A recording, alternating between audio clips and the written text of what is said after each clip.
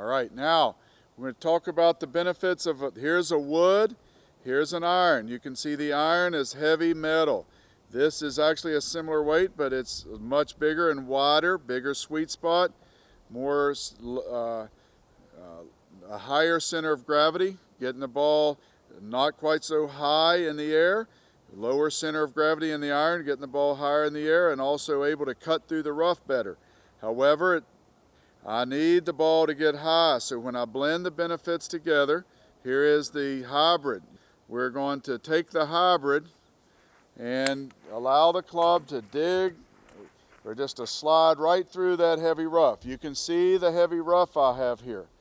One of the things that we want to understand is there's the normal golf swing. If there was a paintbrush on the head, okay, it would make a U, kind of a U shaped. Not a perfect circle, but a U. All right, when coming out of this rough, we're also going to get a little more of an upright backswing. I like to call it the V swing. We're going to hinge up a little earlier and allow the club to go down a little more, and that eliminates this excess grass right in here. If I come through with a U-shaped swing, this club is getting affected, twisted, turned, slowed down by that grass. But if I bring the club up a little steeper, bring it down a little steeper, I'm going to get the ball up and out with less negative influence from the grass. And again, the hybrid has the benefit of the lower center of gravity, the weight on the bottom here with this tailor-made rescue.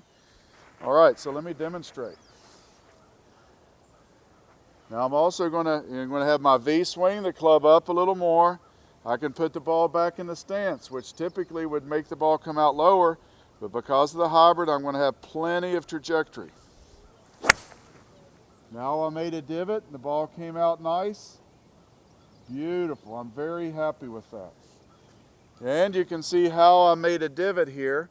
I swung down and through.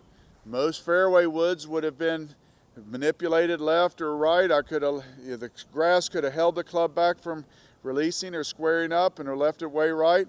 Or the grass grabs onto the hosel, this area, and flips the club over, which I've played in 2 U.S. Opens, and I've watched some of the greatest players in the world get in that rough and not get out of it.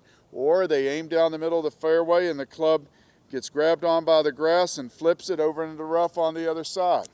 So stay out of those U.S. Open roughs. But you can see that lie there. Swing down, the ball goes up. See the ball come up, nice trajectory, plenty of distance on it, up near the green.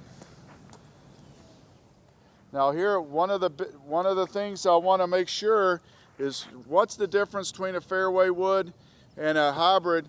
Gary Player made this very profound statement. He said, pound the brown with your fairway woods. A lot of people with their fairway woods try to sweep it.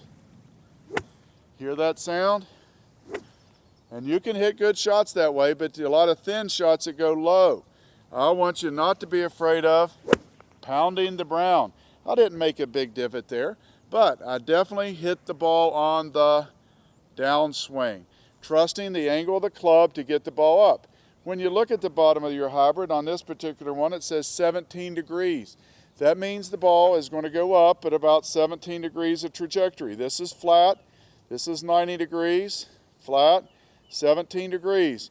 But the club needs to be traveling what? Down. Swing down, ball goes up. So I'm going to tap on that ball, don't have a good lie. I'm going to trust what Gary Player says, pound the brown.